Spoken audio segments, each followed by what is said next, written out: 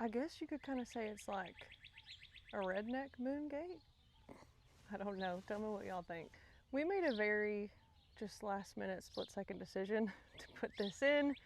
We went and grabbed an old hay ring, cleaned it up, ground some old rotted pieces off of the hay ring and buried it here. I've always wanted a Moongate somewhere in the garden, and the idea behind a Moongate is supposed to draw a person through into another area of your garden, right? Or even just be a visual anchor where you're looking through that circular space into something interesting that really draws your eye.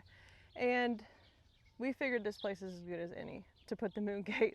We can always take it back out and redo it if we want to, but we decided to marry one of the oldest flower beds that we have, which is this one, and one of the brand new ones that I just put in this spring that is very quickly becoming established and looking much better than it did even just a few months ago, now that we've finally hit some warm temperatures.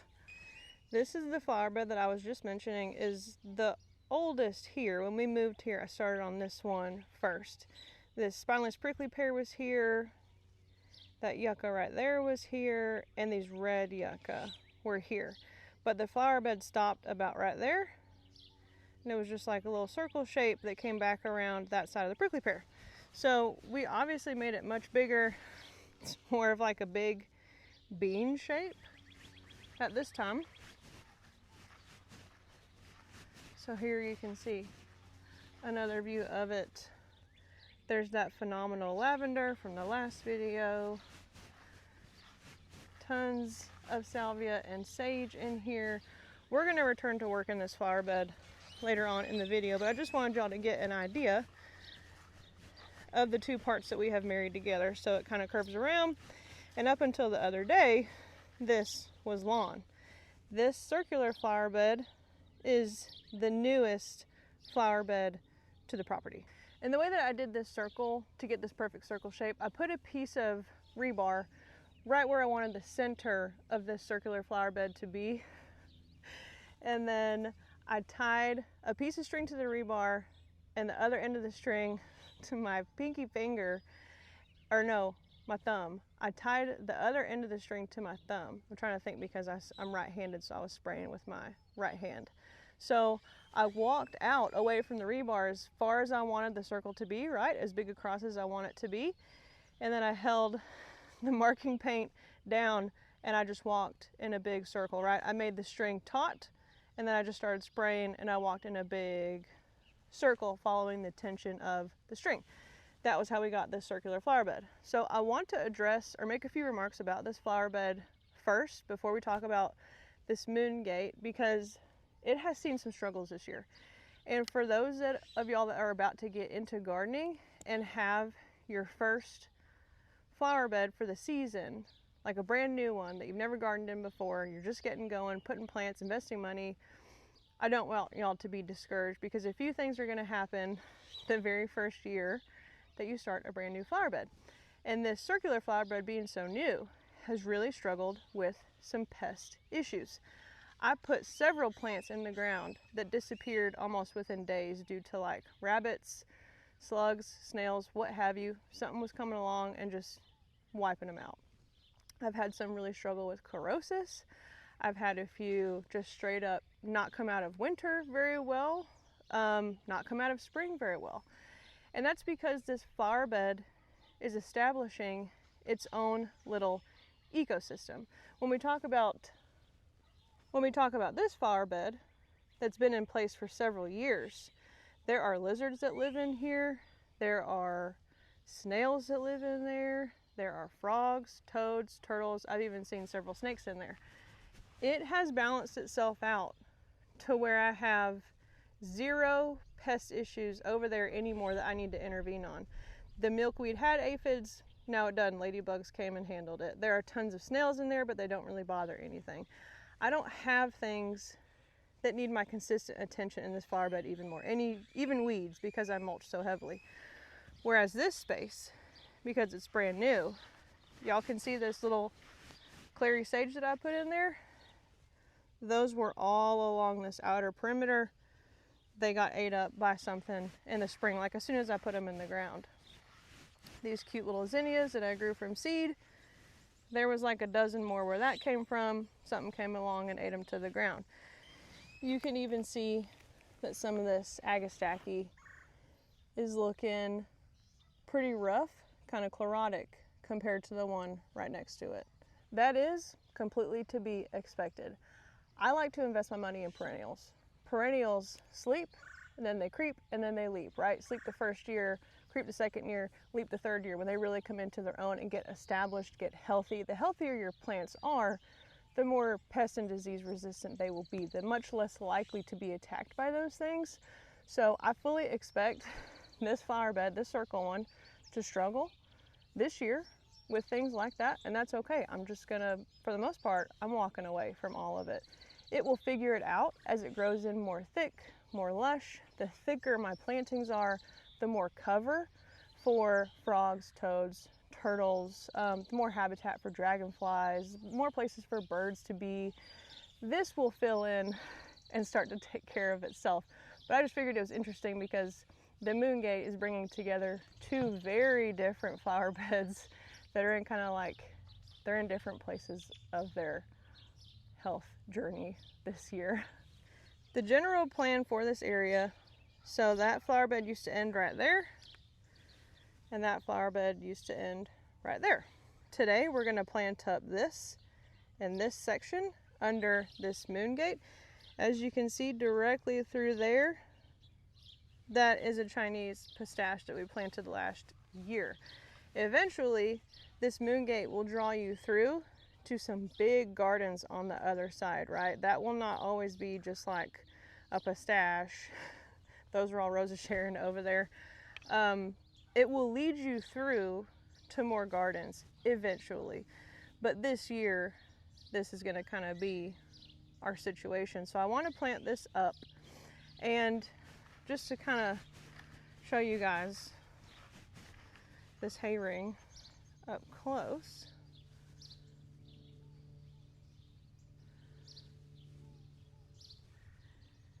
It is very obviously buried, and just to bury it that far, we took away 2 wheelbarrows of rocks. And I'm not exaggerating. This ground here is so rocky and full of limestone, you can't dig more than like 6 or 8 inches here without hitting solid rock. And we really wanted this thing to be anchored in well. We have 4 dogs, they run past it, they bump it. We don't want it to accidentally fall over, especially if something is going to be growing on it or around it, which it will. The thing that is now throwing me off about this space is that bird feeder. Because from my kitchen window, which is where I see this Moongate, this area of the yard looks a little bit crowded with the bird feeder. However, that is currently a bird house for a Carolina wren and her little nestlings, which if you need a bird that goes nonstop on bugs all day, wrens are what you want. I'm not gonna bother her. I'll wait till fall to relocate that bird feeder to another area of the garden. I love it as a bird feeder. I keep it full all winter for the birds. Right now it's a bird nest. That's okay. I'll move it later. Today, I want to plant up the area around this Moongate, and I have some beautiful things to do that with. And then we're also gonna clean up some salvia together. I'll show you guys how to prune your salvia now that it's had its big first bloom. Here are some of the things that we have to work with in this space. Let me get them all out of the cart here. Rudbeckia, some little Lantana. Those are sterile hybrids, but isn't that color gorgeous? I do love a Lantana. Some Gaura.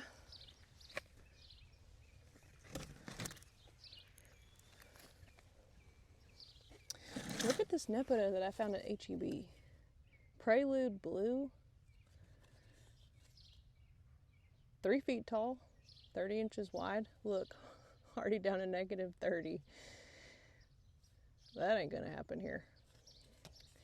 Anyway, I love a good Nepeta, so that will definitely be going in this spot. Some little Bluestem, not a cultivar, just your regular little Bluestem.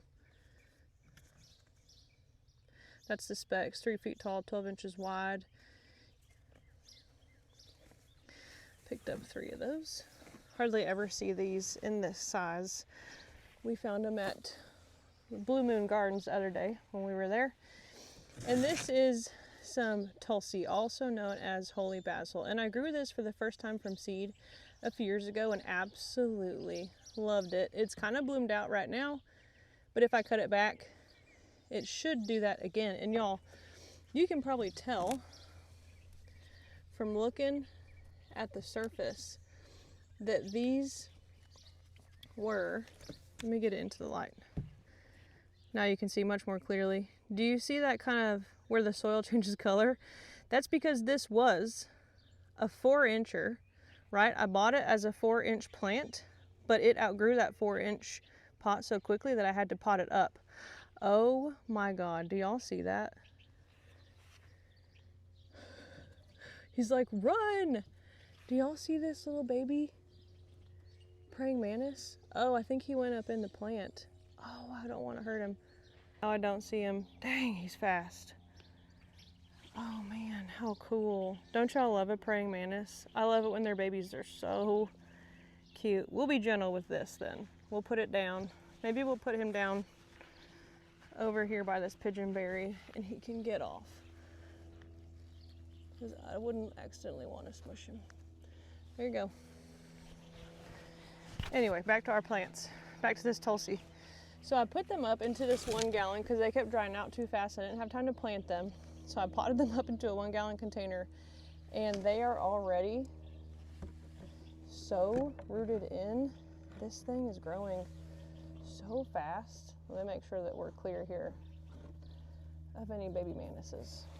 I wouldn't want to accidentally smush one.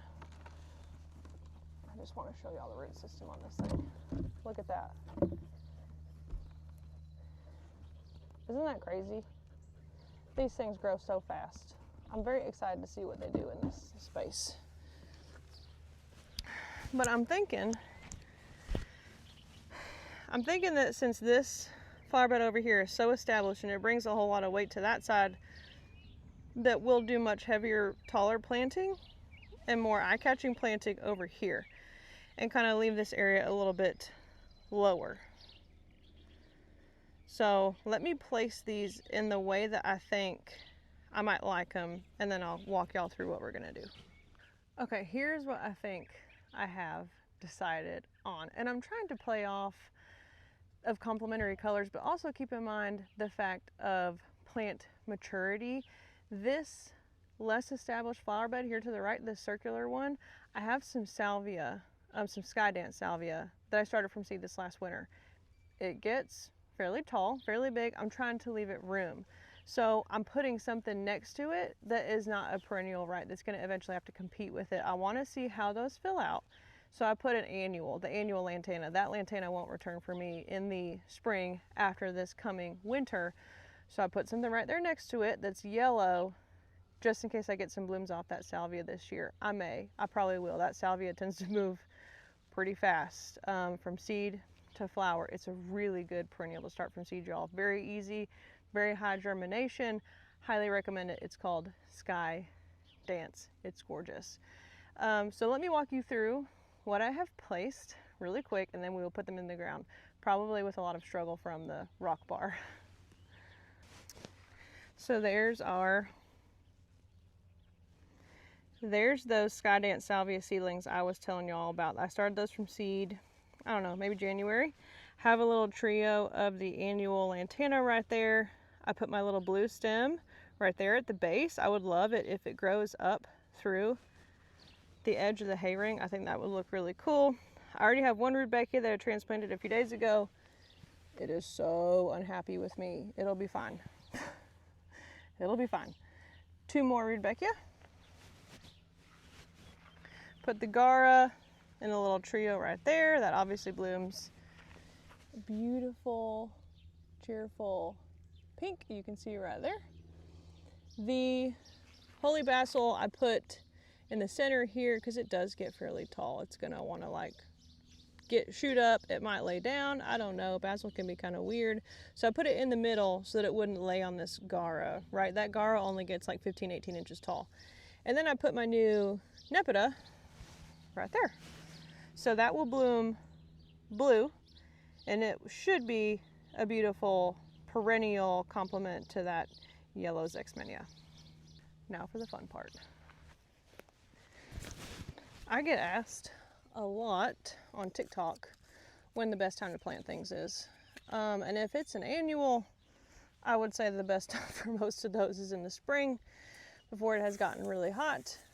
And if it's a tree or a perennial or a shrub or something like that, I would say the best time is in the fall when we're getting consistent precipitation and the temperatures are much cooler, and they're going to remain that way for several months.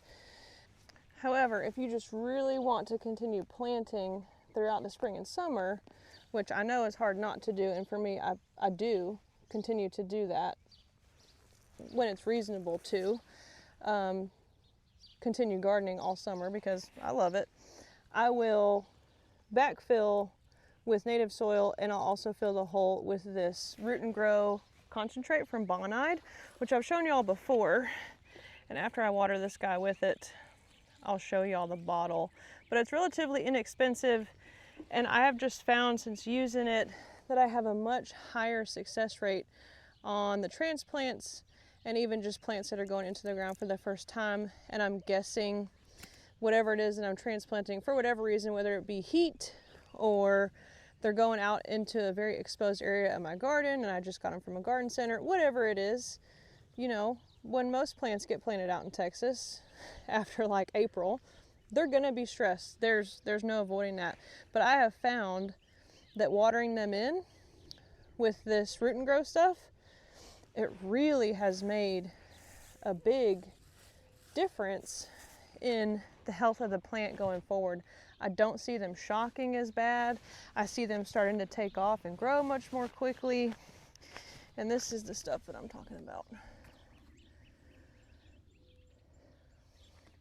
So I just splashed some in my watering can, fill the watering can with water, and then I'm gonna water each of these in with that, just so that I can make sure, you know, gardening is expensive. These plants were not cheap. I want to make sure that I'm getting my money's worth, right? I don't want to put a plant in the ground and then have it just suffer and die. So we'll do one more of these.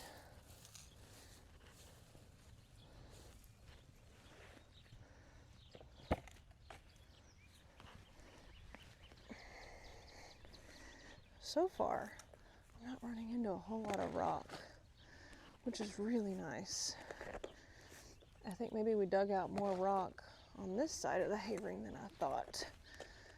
It's so nice to be able to plant stuff and not have to get the rock bar out.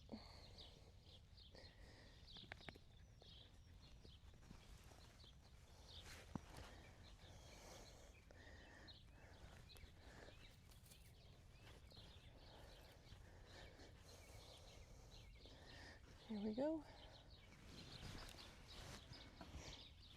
Water it in.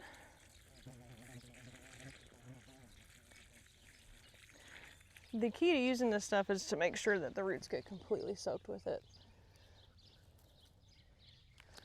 And dump our native soil back in there. Pack it in. Move our mulch back over. And yes, all of these will be on the drip before the end of this weekend. Our plant tags, just in case y'all care to see.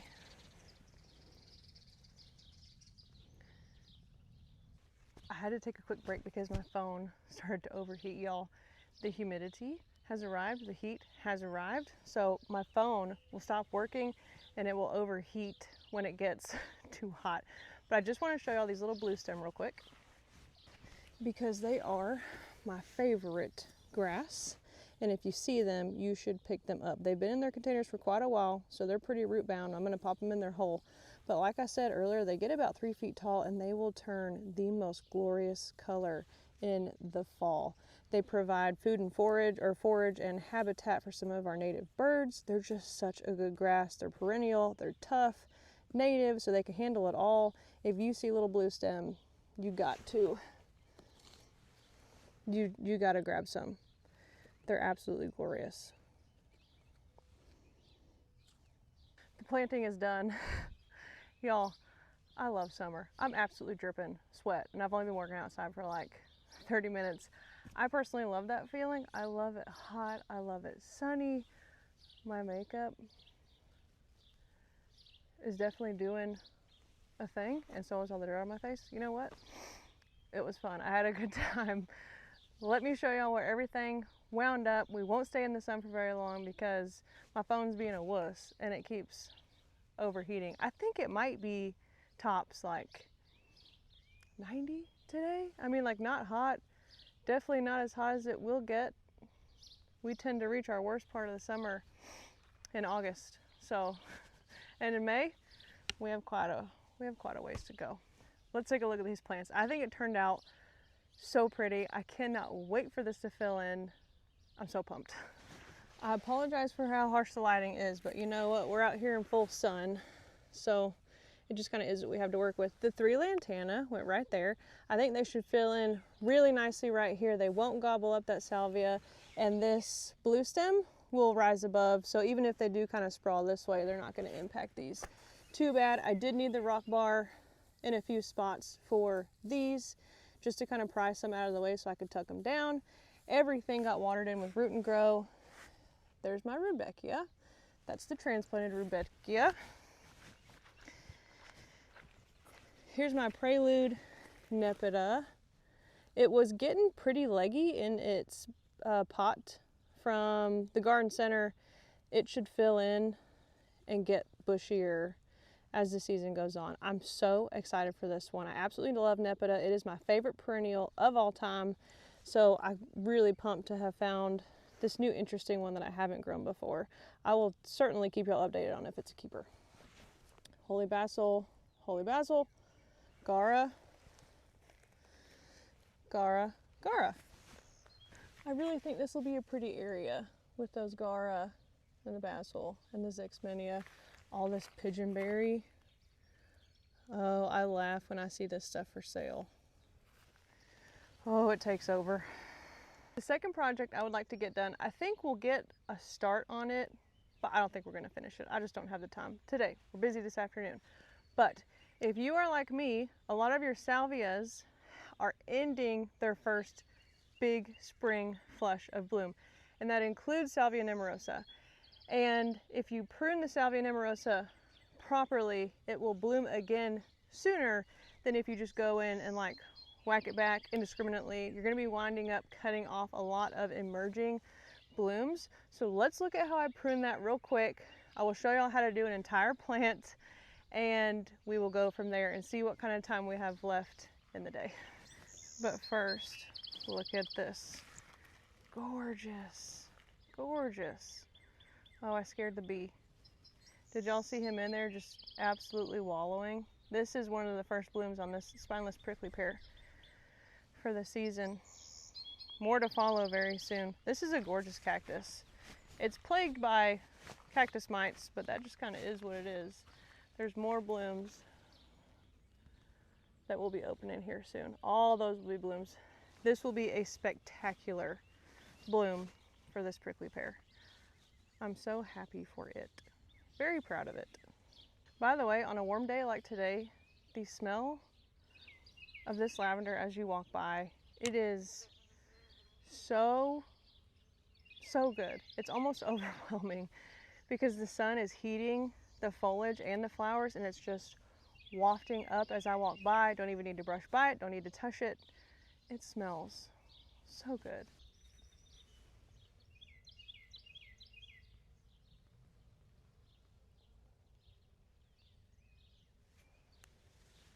Anyway, these are the salvia that we have come to address. I have several, maybe like a couple dozen salvia that go in this area and then all through there. I have a few of these woodland sage that grow much more rounded like this, but then I also have some caradonna that grow more like this, right? A little bit more sprawling, a little open. I absolutely love these when they're coming into bloom in the spring, but it is about time for us to cut on them so that they will bloom again. And if we look at this white one is the one that the bees visit the most. They absolutely love it. Salvia nemorosa goes out of bloom from the bottom to the top. As you can see, we still have some color left up in here. We still have pollinators that are visiting this white one. That's okay, he's just gonna hang out while I work. But if I were to just come in here and gather the plant up and cut, I would be cutting off some emerging blooms, like this one right here. Do you see that? That's gonna be a bloom. That's gonna be a bloom, etc. So what I'm gonna do is I'm gonna come through here and follow each bloom down to where it stops, and I'm gonna use my hand pruners to cut each one right at that spot. So when I come through and prune these, I just tuck those cuttings down on the ground, or I even will just like leave them in piles. Just a few days ago, this space was absolutely covered in the clippings from when I cut some of these back, and they've already disappeared. Don't stress about it. When you are cutting in your garden, or you have like old and broken limbs, or you're trimming, pruning, leaves, what have you, try to leave as much of that stuff in your garden space as possible. Your soil will thank you, the bugs will thank you, the birds will thank you. So we're gonna come in here and clean this plant up in the fashion that I just showed you guys. We will leave all the cuttings on the ground, and then I will show y'all what it looks like when it is done.